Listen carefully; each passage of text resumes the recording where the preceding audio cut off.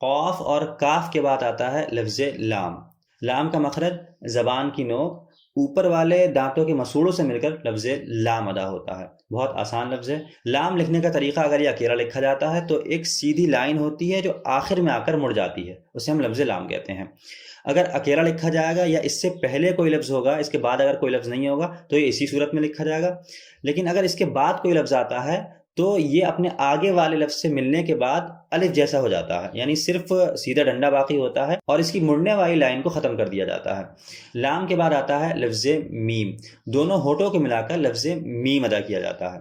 اگر لفظ میم اکیلا لکھا جاتا ہے تو ایسے لکھا جاتا ہے، ایک چھوٹا گولا ہوتا ہے، اس کے بعد ایک مڑی ہوئی لائن ہوتی ہے۔ لیکن اگر یہ الفاظ کے بیچ میں آتا ہے اور اسے ملا کر لکھا جاتا ہے تو صرف ایک چھوٹے گولے کو باقی رکھا جاتا ہے۔ لام کے بعد آتا ہے لفظ نون، زبان کی نوک اوپر تالو سے ملا کر لفظ نون ادا کرتے ہیں۔ اگر نون کو اکیلا لکھا جاتا ہے تو ایک آدھا گولا ہوتا ہے اور اس کے اندر نقطہ ہوتا ہے جسے ہم نون کہتے ہیں۔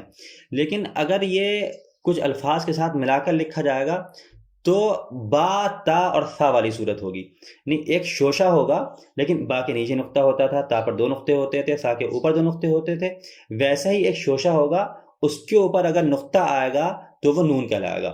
نون کی پہچان یہ ہے کہ اوپر ایک نقطہ ہوگا، جیسے انعمت علیہم، الف کے بعد لفظ نون ہے۔ بالکل یہی شوشہ اگر نیچے نقطہ ہوتا تو با ہوتا، اوپر دو نقطے ہوتے تو تا ہوتا، اور اوپر تین نقطے ہوتے تو سا ہوتا، لیکن ان میں سے کچھ بھی نہیں ہے، اوپر صرف ایک نقطہ ہے تو یہ نون ہے، انعمت علیہم۔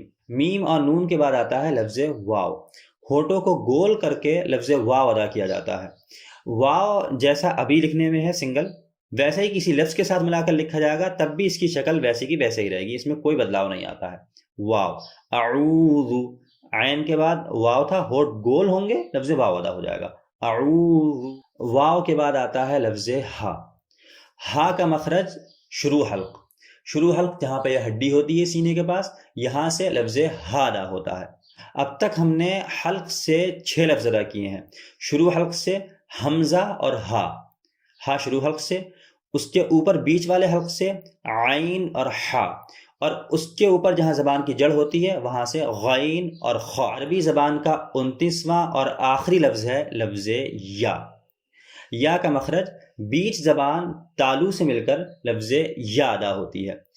جیم، شین اور یا کا ایک ہی مخرج ہے۔ یا اگر اکیلا لکھی جاتی ہے تو ایسے مڑی ہوئی لائن ہوتی ہے اور اس کے نیچے 2 نقطے ہوتے ہیں، لیکن اگر یہ کسی لفظ کے ساتھ ملا کر لکھی جاتی ہے تو وہی ایک با، تا، ثا اور نون والا شوشہ ہوتا ہے۔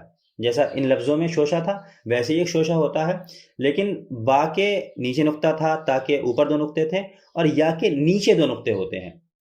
تا اور یا اگر لفظوں کے ساتھ ملا کر لکھے جاتے ہیں تو ایک شوشہ ہوگا، اوپر نقطے ہوں تو وہ تا ہے اور نیچے 2 نقطے ہوں تو وہ یا ہے۔ جیسے مستقیم، مستقیم میں میم، سین اور تیسرا لفظ لفظ تا ہے، شوشہ ہے، اوپر 2 نقطے ہیں، پھر تا کے بعد قاف ہے اور یا ہے، بالکل ویسا ہی شوشہ ہے جیسا تا میں تھا لیکن نیچے 2 نقطے ہیں، تو اوپر 2 نقطے ہوں تا ہوا، نیچے 2 نقطے ہوں تو یا ہوا۔ ایسے ہی اوپر ایک نقطہ ہو تو نون ہوا، نیچے ایک نقطہ ہو تو با ہوا۔ الحمدللہ ہم نے عربی کے تمام حروف سیکھ لیے ہیں، الف سے لے کر یا تک آپ نے تمام مخارج یاد کر لیے، ہر لفظ کو سمجھ لیا کہ وہ باریک ہوگا یا پر ہوگا اور کس طریقے سے کیسے کہاں سے ادا ہوگا۔ انشاءاللہ آئندہ آنے والے دروس میں ہم انہی الفاظ کو زبر زیر پیش لگا کر سیکھیں گے اور کیسے یہ دوسرے لفظ کے ساتھ ملا کر لکھے جاتے ہیں اور دوسرے لفظ کے ساتھ ملا کر کیسے پڑھے جاتے ہیں۔ اگر آپ کو ان حروف کی مشق کرنا ہے یا ان میں آپ کو کوئی مدد چاہیے تو ہمارے واٹس ایپ نمبر پر براہ راست رابطہ کریں، انشاءاللہ ہماری طرف سے آپ کا پورا تعاون کیا جائے گا۔ اللہ تبارک و تعالیٰ سے دعا ہے کہ قرآن کریم کے الفاظ کو سیکھنا، اس پر عمل کرنا اور اسے یاد کرنے کی توفیق عطا فرمائے۔ السلام علیکم۔